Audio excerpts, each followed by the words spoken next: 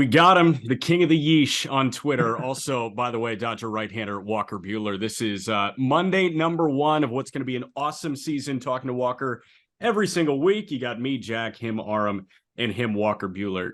First and foremost, man, I know Aram already said, thank you to you before we hit the record button, but thank you again. Like, this is great for our audience. It's great for us.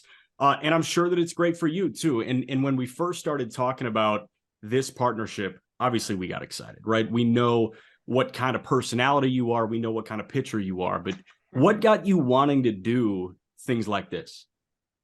I don't know, kind of a lot of factors, to be honest. By the way, thank you. I'm excited to be here as well. But no, a lot of things, man. I think it's kind of cool. Obviously, podcasting has been something that has blown up pretty recently in a time frame where I've become a listen to a podcast every day on the drive kind of guy. So um, I think first and foremost, it's just an interesting format and an interesting way to kind of learn things or learn different perspectives, whatnot. And really, I guess seeing, I got to know Taylor Lewan a little bit through our rehab. We had the same surgeon and kind of cross paths that way. And seeing how the athlete thing can cross over into doing this, I think um, just something I wanted to give a shot, and hopefully I'm not too bad at it. I showed you earlier I've got notes and everything, so I'm trying to do a decent job on this thing. I Yeah, love it. I missed the notes. I hopped in a few minutes late, so full disclosure, not a big hockey guy. But the Panthers are pushing it to 7 against the Bruins. So I was watching that, saw the time, jumped over here, and was really excited to get on. Missed the notes segment. I didn't realize that's some high level preparation. I'm loving that. Well, I'm excited to just talk about everything from every angle in terms of you gave an awesome update yesterday on what's going on with you in the rehab, and we're going to be doing that every week, which I know is really cool because it seems like in this era where there's a lot more at people's fingertips, a lot more information that can be put out very quickly, can be a good thing and a bad thing. So I think it's a really cool opportunity for you to kind of provide your own updates, provide your own information, and be your own reporter, which I think is really cool too. So I'm excited from all lenses, from the insight that you can provide to also just getting the Walker updates. So again, I'm really excited about that, and I appreciate that as well. Natural Yeah, no worries. follow-up. Natural follow-up. How do you feel? Like rehab wise, how are you? Right. You know what? That's the question I get. Obviously, that's like the question, right? And I feel really good. I think our organization does rehabbing about as well as anyone. There's four guys that have played in the big leagues a lot that are rehabbing with us right now, and two of them are from other organizations, right? So I think from our perspective, we have a lot of confidence in the guys here in Arizona to get guys back on the field, and me being one of them, we have a good little group, and we play ping pong and whatever to try and stay a little competitive. But no, I feel good. I think when I've been thinking about it, the weirdest thing to me is that this being my second one in, I guess, 8 years, like I don't remember half of what I thought I would remember. And I'm like so mad at myself that I didn't take notes like daily in 2015 and 16, trying to, if this ever happens again, here's how I can calm myself down and read that everything's going to be okay. And but honestly, I haven't had too many scary days so far, and we're about to kind of go into the next phase where you start throwing back-to-back days, and I'm probably conservatively 6 weeks from the mound in some form or fashion, whether that be bullpens or just starting to get some throws off of it. So that's kind of the next big milestone, I guess. So maybe in 6 weeks we'll have a better update on that. Love it.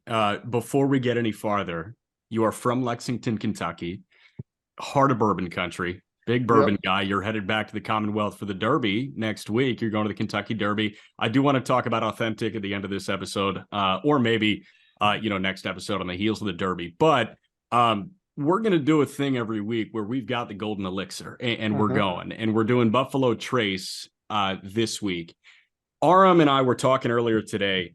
When I drink bourbon, it tastes good and it makes me feel funny. That's why I like bourbon. I think Aram, that's kind of his same deal. So we're both relatively novice. I need you to tell us about each product we're tasting, man. So tell me about Buffalo Trace. Okay, so this one, first week, inaugural episode, we're going good old Buffalo Trace.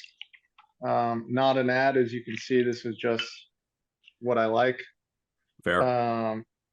No, so Buffalo Trace is the oldest running distillery, one of the oldest businesses in the country, just because oops, they got a permit to do medicinal during Prohibition. So they have been running forever, and have gone out there and done the tours and stuff. One of the coolest, I guess, experiences with everyone from out of town that was invited to my wedding was invited to a Buffalo Trace tour. So that was like before our rehearsal dinner. So we had like 100 people at Buffalo Trace running around before the rehearsal dinner. That is awesome. That is really cool. I didn't even know. I always thought Prohibition was one of the more wild, concepts in our history, but I didn't know they were pulling the medicinal card like they do with weed nowadays. I didn't know that was an angle for alcohol back then. That's pretty cool. So these are the things that we don't know. I was going to follow up though with like, what am I looking for in the taste? And like, we'll do this like virtual cheers. Yeah. Because I know what tastes good. I know which I prefer, but I don't necessarily know why or how it got there, if that makes sense. Right. And again, it's like, we're novices when it comes to that. So Walker, right, I'm not a big time expert. I'm kind of so there's bourbon and then there's rye bourbon. Those are rye whiskey. So it's probably the easiest way to separate them. Then I prefer bourbon to rye. Don't know why. I'm not going to be able to sit here and tell you like this one tastes more vanilla-y to me or whatever. That's probably the only note that I can recite. Yeah. But I just prefer the bourbon stuff. And then there's a subset of that called wheated bourbon, which is probably most of my favorites are wheated. So it all varies depending on how much percentage of corn and wheat and rye, whatever they use, and what's called a mash bill. So what they fill it up with to make the stuff. We were talking earlier today and, we were trying to think of like the right way to brand this, like name it. And this is pretty much like Walker's tasting room. So at some point in the next couple of weeks, I want you to like get super deep into like all the buzzwords. Like, hey, okay. Really, I need punch. I need oak. I need oak is a big one. That's the only one I know. And I don't even know what it means. I think I'm going to have to just Google like what the experts say, and then I can start reciting some of that. But no, I think the biggest endorsement of, I don't have the buzzwords yet, but Buffalo Trace is definitely my wife and I's like in the bourbon thing. They call it like your daily drinker. So something, if you're going to go have one, a glass before dinner on Monday, like that's the one. So it's for 25 or 30 or 40 bucks. It's probably about the best you can get out there, in my opinion. Aram, what do you think? I like it. I wish I could break it down any better. Literally for me, it's just like, can I drink it and I don't like gag a little bit?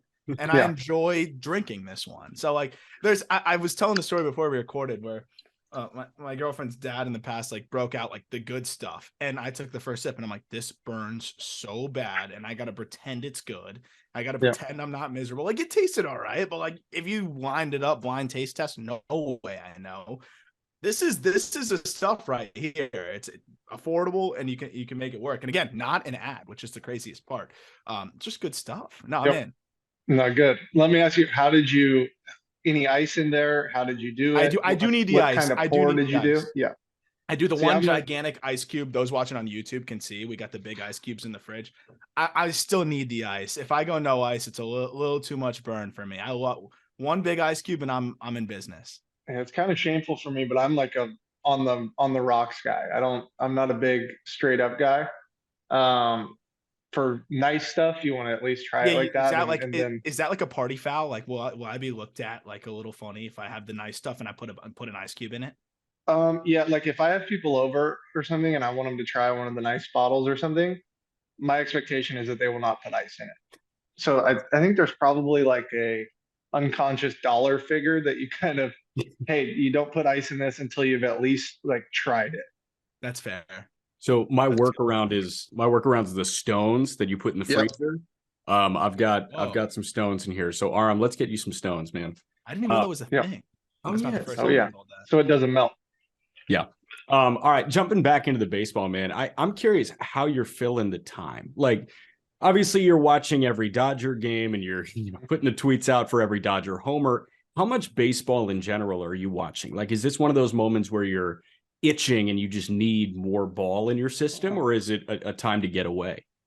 Yeah, I would say I probably watch 60% of the pitches of every Dodger game. Obviously, we go to dinner, XYZ. If I'm at home, different timing, whatever. I probably watch 60% of it, which is about what I end up watching when I'm playing anyway, because we're running around and doing stuff and trying to get some stuff done during the game anyway. But yeah, I watch a fair amount of our games and really I kind of watch highlights in the morning, but keep tabs on guys I know or just kind of see who's rolling. So yeah, I watch a decent amount, probably more than the average person, but probably less than you might expect. I'm playing a decent amount of golf. That's like one of the other big milestones. You start throwing, and then they let you play golf. That's like the next thing. So I'm getting ready for my member guests at home with my dad. So it's kind of cool, man. One of the, I guess, silver linings. Obviously, we want to be healthy and go play, but um, being able to do stuff that you can't do during the season and the Derby, one of those, and then this will probably be the only member guests I get to play in at home until I retire. So my dad's been playing, getting ready, so we're excited for that as well. Okay. That's cool. And there's always like those little silver linings of things that like when you forget how much of this the calendar is wiped out for you during the season, I'm sure, as a Right. baseball player and an active player. What has been like the biggest difference for you in terms of watching the games? Again, you're 1 out of every 5 days you're playing in it. So it's kind of similar from the other 80% where you are watching. You mentioned it's about the same amount, but what's the biggest difference for you watching from the dugout versus on your television? Like, is there any difference for you, like how it feels, how involved you are? Like, is there any fundamental like change in the way that you feel when you're watching the games like that? Um, I mean, so the little difference, right, is going to a live game. You have the live experience and go get a hot dog and a drink or a beer or whatever, and we don't really have that in the Yeah. dugout. So I think one of the big things for me is being able to see everything on TV and from behind the pitcher and not kind of the side view thing. So it's kind of I prefer to see a pitcher throw from behind or whatever. So that's kind of a cool part of it for me, and to kind of be a fan and be able to listen to the broadcast and get a little bit different perspective on things, and just not necessarily that you don't know it, but just stuff that you wouldn't be thinking about because it's somebody else's perspective and point of view, right? Is kind of cool for me for sure. It's got to be cool for you too to have Oral Hershiser there, right? I Right. mean, like you got Oral talking about Clayton Kershaw when Kershaw's just going, man. And I know that Aram wants to talk about Kershaw right now, but like hearing Oral, and you've gotten to know him, I'm sure, Oral and Joe Davis and Steven Nelson doing some fill-in stuff now. I mean, hearing that guy talk pitching for all these guys that are taking the hill, right? Kershaw, how about Julio? How about Gonsolin, who's back now? And then in the bullpen, man, like Vesia, Evan Phillips, Almonte. Are you picking stuff up from Oral Hershiser as a guy that like is in the dugout with all these guys? Yeah, one of the cooler moments for me at the time, right? So I think it was spring of 2016. I was in minor league camp and kind of didn't really know that Oral was as involved in our organization as he is, Yeah. and got to go over and just talk for like an hour. We sat on a golf cart and talked pitching and kind of developed a relationship after that. Obviously, the next few years and traveling around and stuff. Oral's a really fun dude. Joe Davis is a big Bourbon guy, so Joe and I talk about that more than anything. But yeah, those guys do a great job, and obviously Joe is kind of one of those shooting stars in the announcing deal where he's doing football and this and that. And I think with Vin Scully stepping out of the job, I think it would have been difficult on anyone to step into those shoes, obviously. And Joe has kind of carved out this way of being, the first Joe Davis instead of the next Vin Scully, and because no one is ever going to be that. So no, those guys are awesome.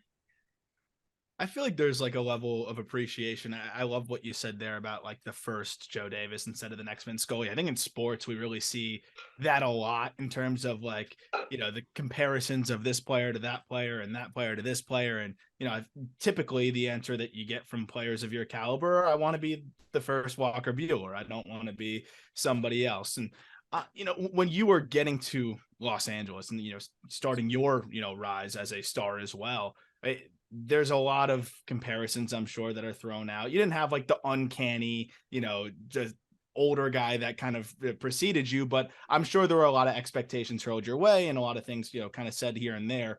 Yeah, generally speaking, I see a lot of players kind of unplug from media for that reason, kind of just try to keep the tunnel vision and, try not to put any more pressure on their plate. How was that for you? Like, were you a kind of an unplugged guy in the past? And now that you've kind of gotten more established and more settled in, and now in this phase of your career, obviously looking to get more involved, and we saw you in the playoffs and you're doing this with us now, like, has that been a change over time, or have you always been kind of okay with being able to, manage the loud noises of what comes with playing for a Los Angeles franchise and, all of the expectations that come with being, at the top of your game, really, from college to early minor leagues to early big leagues and onward? Yeah, I've always been a guy that kind of has a weird agreement with myself. If I'm going to read the good stuff, I'm going to read all the bad too. And I've done that really. That's crazy. So, I 2 games in Atlanta, I've blown in the playoffs. Like read everything. Games in the World Series where I've thrown good, read everything. I think for me at least, one of the biggest things in college that Tim Corbin talks about is staying in the middle, right? And learning how to kind of ride both those waves and end up in the same place. And I'm just one of those guys that wants to be as high as I can be and as low as I can be. Because I think that movement towards the middle is more significant. So when I'm really good, reading all the good, right? You ride that for a day and then you got to get back to a certain place and kind of discipline yourself in that way. And when you're really low, things have gone terrible, at times in everyone's career, and mine, is not exempt from that. Obviously, I get to see that Acuna homer probably once a week on Twitter that I gave up in Atlanta. So, you're gonna see the stuff, and I think I just made kind of the conscious decision to somehow at least make a deal with myself on how I was going to handle it, and it can be tough, and it can be too much too. You can pull a little too much ego from no offense, but some guy who doesn't really understand what's going on and says you're the best player ever. You're probably not. And so learning how to manage that, I think, is part of it. Did you learn that practice from like another, mentor type pitcher, or is that something you just kind of developed on your own? No, what's interesting is that I think playing in LA there's a huge that's obviously a huge market, and the media stuff is going to be unavoidable no matter how good you are. Um, you look around and our bench players are very popular players, right? In the grand scheme of it. And that's part of playing in LA, and that's not going to change as long as I'm there. So I think trying to figure out some sort of strategy or some sort of, um, yeah, I guess strategy is probably the biggest thing. For Yeah. me, I kind of learned it pretty quick though in 2017, kind of going through the minor leagues and you get 1 or 2 tweets that, oh, he threw this and he did good and the prospect and all that stuff. And then I got to the big leagues and was horrible. So I went from, 50 tweets for the whole year of good things. And then Right. I blew a game. My second outing in the big leagues, I gave up a grand slam and didn't get an out. And there's 200 tweets about why is this kid in the game. So you kind of feel that pretty quickly. Yeah. So you came up and joined a team that ended up winning over 100 games that year, right? In 2017. Mhm. So what was that like? Because usually as a top pitching prospect, top guy, you get eased into the big leagues and you get that ability to start and go every fifth day and kind of be treated as that crown jewel. It's a blessing and a curse, I guess, being a guy, the prospect for a really good team is that they felt like you could help them win as a 100-win team, but also your role is totally different than most players of your caliber at that age.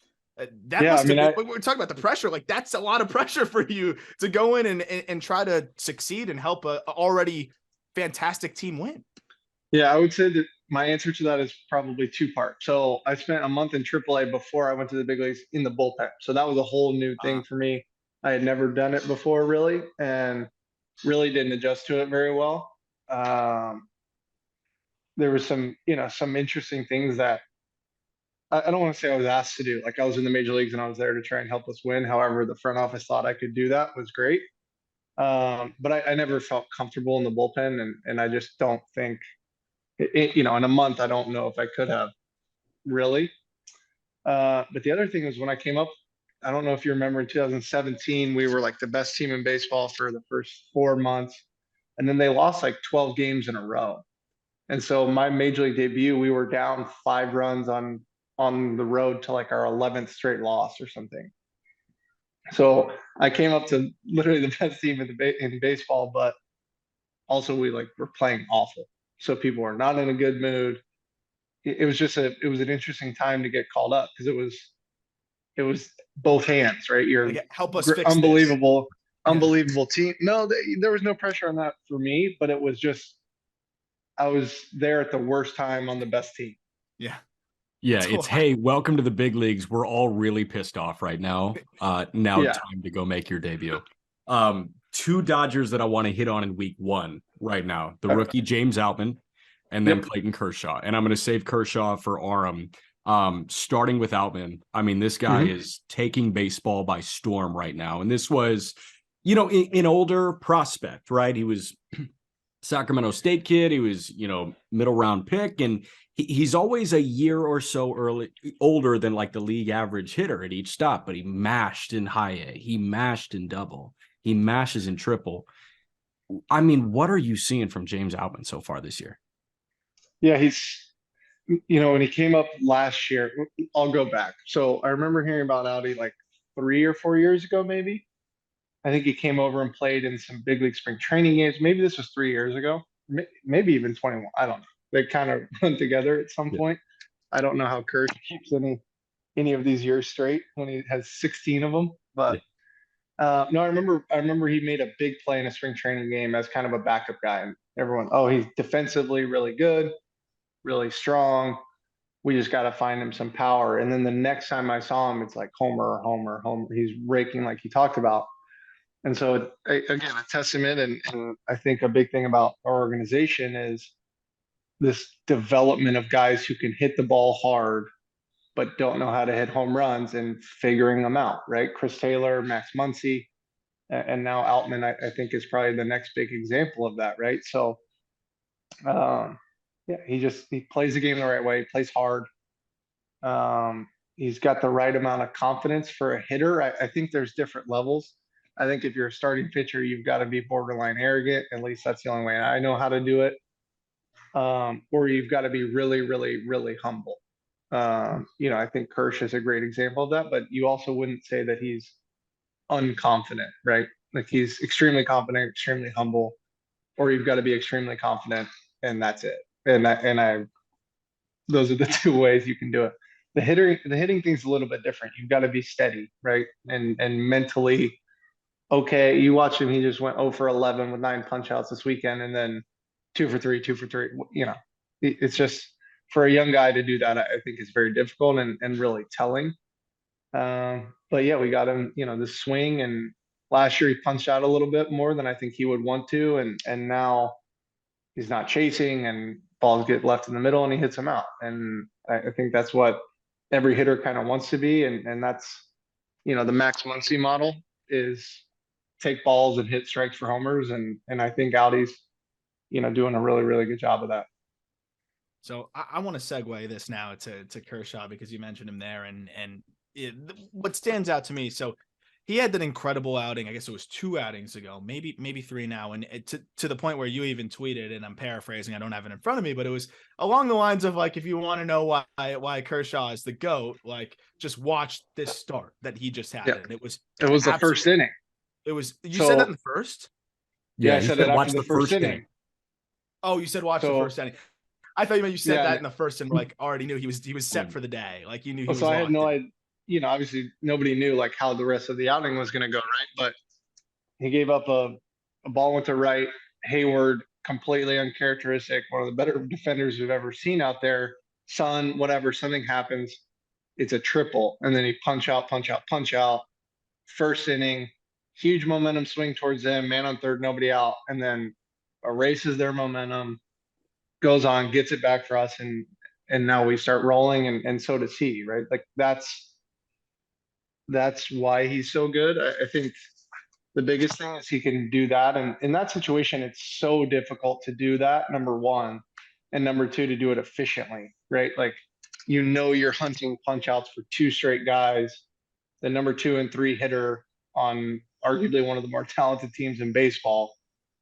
And he does it efficiently, right? Like, that's the caveat. Some guys can get out of that situation. Other guys can do it in 21 pitches or 18 pitches, whatever he did it. And to follow up on that, what stood out to me the last start, and something I was really excited to just ask you about, is we saw this a little bit with CC Sabathia, in the way that, as the velocity went down, he finds the cutter, he kind of adjusts the way that he attacks hitters, and all of a sudden he finds a way to be, pretty effective in the back half of his career. I think Kershaw is an even more extreme example of that, because this guy just, hits his spots like none other. And you talk about like the confidence and or being almost too humble or whatever it may be. With Kershaw, though, you can see what the expectations are on himself. Watching the start yesterday, he throws 2 balls in a row, and I mean, like, just missing his spots. And you can see how pissed he is at himself. And also just like these little movements that you can tell are like cues for himself to get himself back. Mm-hmm. This guy knows himself maybe better than any pitcher, that has towed the rubber in a long time. I want to get into like pitch usage and how that can also pertain to you. And as you look at, the next phase of your career and longevity and, trying to find different ways to get outs as guys compile at bats against you. But specifically with Kershaw's just pursuit of greatness as one of the best left-handers to ever do it. There's so many answers to this, but I kind of want to boil it down and almost oversimplify it and leave it to you. What makes him so great? Because you get to see him do his work. You get to see him on the big stage. You get to interact with him and see how he's wired. It's probably all of the above in the way that he approaches all of those aforementioned things. But to you, like, what are a couple of the things that really stand out from Kershaw that make him that much different than everybody else? I will answer this question. I have some things, I'm already thinking of them, but I would like to put a little something out there. The CC Sabathia, like, idea and how he kind of reinvented himself. A lot of backdoor cutter. John Lester did the same thing. Guys that were 94, 97 and then learned how to start doing other things. Like, I don't think Kersh has ever really done anything differently. Like, when you watch a guy that's 90, 92, right? Like, very rarely are you in your head saying this is a power pitcher.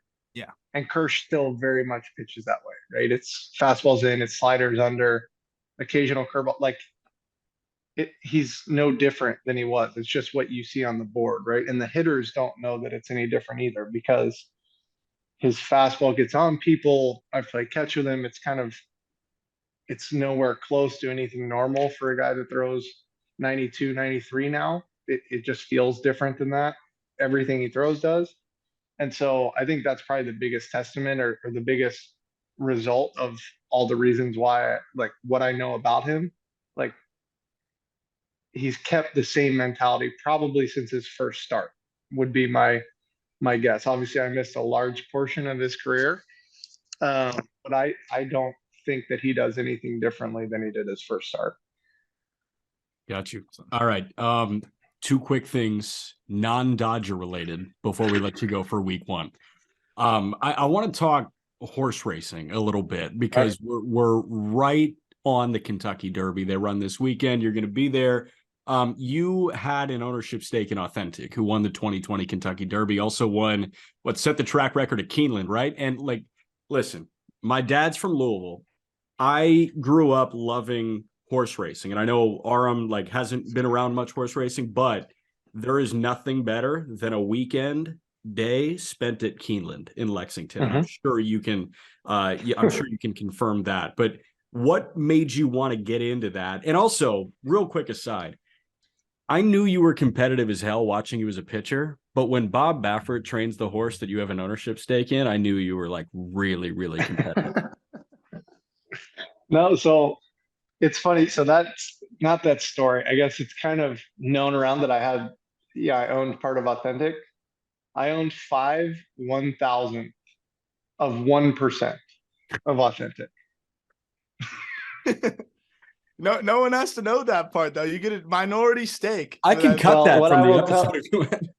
No, what I will tell you is it's actually one of the coolest things and something that people don't know about, and I don't understand why, because there's so many people that grow up in Kentucky, and I think the horse racing thing is just part of the way we grow up, right? My favorite story to tell people is when you're a junior or senior at my high school, shout out to Henry Clay High School, Yep. if you tell the attendance ladies that you are going to see Dr. K, they will let you out of school excused to go to Keeneland. That's awesome. It's unbelievable. So this thing is kind of part of where I'm from. That is great. I love that. So have you been to Santa Anita? I mean, I know that's probably I like an have. hour or so. So Love but that. the first time I really got to know Bob at all, what they came and threw out a first pitch at the stadium, him and Mike Smith. They had won the Triple Crown with American Pharoah. And they came and threw a first pitch, and I just ran out. I was like, "Hey, I'm from Lexington. So nice to meet you. You know, whatever." And one of our media guys, who's a big horse racing guy, was like, "Hey, like, if you want to go over there, one of the mornings to watch him run, let me know." And I was like, "That'd be great." So I go over and end up hanging out with Bob for until noon. So I got there at 5:45 in the morning. We just walked around the barn, hung out, and have become really close. And I actually lived with him for 2 weeks during COVID when I first got to LA, which is kind of wild. But that's just kind of the human that he is. And hey, you don't have a place, come live. And him and his wife have been awesome to us. So, but long story short, during 2020, he texted me, he's like, "Hey, get on this website. You can buy um, a little piece of authentic." And this website is called My Racehorse. So essentially, what they've done, they actually kind of changed the way horse racing is a thing. You can micro share these horses. That's cool. So I bought 5 micro shares for like $200 a piece in authentic. So then when I went to the Breeders' Cup, obviously I couldn't go to the Derby, but I went to the Breeders' Cup that year, which was at Keeneland, and we got to go in the winner circle That's awesome. for the Breeders' Cup. But you spend $200 on this, small piece of a horse, and you're an owner, right? You get a thing, you own the horse, so you can walk around the paddock. You can kind of be a lot more involved than you normally would be. I think it's one of the That's coolest so things cool. ever. There's so many things out there you have just no idea that exist. That could get me into horse racing. I could just pretend I own. Oh, So I'll buy go. one. Can I? Yeah, So $100. one small share of like a lower level horse, probably get in there Yep. for like $75, right? Yeah, Go see him run it's one of the coolest things. That is really cool. All right, Walker Buehler, last one for you. And this is like the thing that I think drives a lot of people. Like it's the burning question in a lot of people's mind. Why the tight pants? Honestly, it's at Vanderbilt we wore these pants called Clemson cut pants. Our head coach coached at Clemson for a long time, and brought that look to Vanderbilt. So for 3 years, and probably the most successful 3 years of my career, that's what I wore, and it weirdly just kind of stuck for me. But I am seeing a lot of guys wear them these days. I think it's a thing. To me, that's kind of how they're supposed to be worn. In like the early 2000s, mid 2000s, everyone was wearing big baggy pants and stuff. And dude, I'm small, and then it just doesn't look good. You've got to be a big human to wear the baggy pant. Like Corey Seager wears the pants he should wear. They're baggy, but he's huge, Yeah. and they look right. On me, they do not, because I'm so skinny in my butt and whatever, and it doesn't. For that to work right, there has to be like a curvature, and then it go out. And for me, that just wasn't ever really a thing. Sounds like you got to squat more, man. Yeah, Yeah, I've tried for so long. I don't know, but I could never pull them off, and I never felt like I could pull them off. And no, the tight pants thing is funny, man. I don't think they started that tight, and I think every year they just kind of get a little tighter, or I get fatter or something. I don't know, but no, it's just what I know how to wear, and I don't wear them on, like, if I don't pitch, I'm not wearing them. I wear like baggy, comfortable pants, but I put those tights on and go out there and try and get people out. that gets you in your mode. Just once Yeah, the I don't pants are know. squeezing the legs, that gets you locked in. It's one of those things that, like, if I could go back, like, however many years now and say like, you don't have to do this. Like, this is going to be a thing and people are going to make fun of you for it and whatever. Like, I would probably have chosen differently, but it is funny. The only pants, I have a funny story on it. So one of our Kairos knows, like, I have a World Series replica trophy at the house, and he got it to where it's a replica. You can get the bottom kind of engraved, and it says, so it's like, it's not the time or place, Michael, which is what I said to the reporter when he asked me about, we lost to Atlanta. And so Forgot about that. the bottom of my replica World Series trophy, it has that quote on it. I totally forgot about that quote. Oh my gosh. I remember now where I was when I was reading that quote. That's a good one. It was pretty funny. I have real quick before we let you go. I know we're already running a little late here, but I have just one thing, because I wanted to end on this positive note too. Although that was an awesome story. Yeah. Fans were so amped, and it was really like, there's nothing better than getting that like rehab update. I'm sure you must have been really excited a week ago to post that video of, yourself throwing 150 feet, and just seeing, not only fans, teammates, former teammates, just like everyone wants to see like Walker Buehler back on the mound, because you're one of the most fun guys to watch on the mound, but also it's just like, it's almost a brotherhood a little bit too, of just wanting to see all your guys healthy.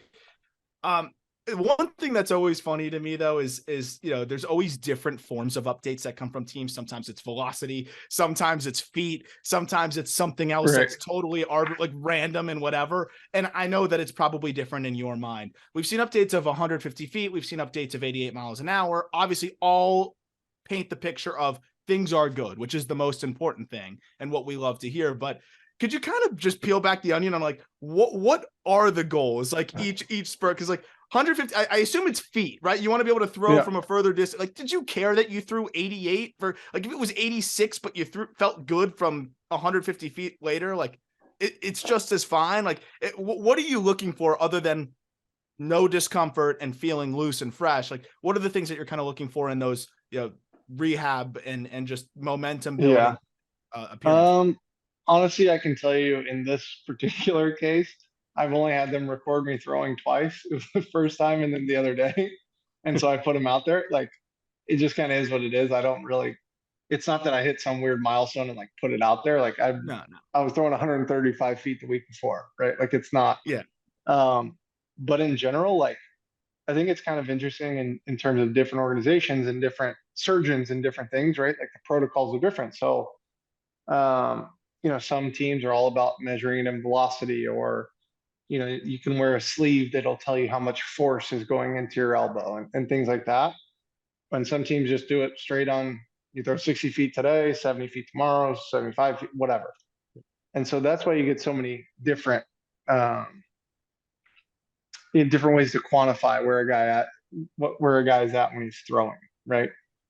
So I don't know. I was throwing the ball 84 that day at 135 feet. It wasn't any special day, but I just happened to ask him to take a video of it, and thought that it's just honestly just because I liked the way that I was throwing the ball that I even put it out there. If I didn't like it, there's no first day at 90 feet and I feel terrible, like, I would never post that. So no, I felt good about it, so I put it out there. Awesome. Love it. Walker Buehler, appreciate you, man. And the best part about this is we're not saying talk to you soon. We're saying talk to you next week, which is awesome. No, it'll be fun.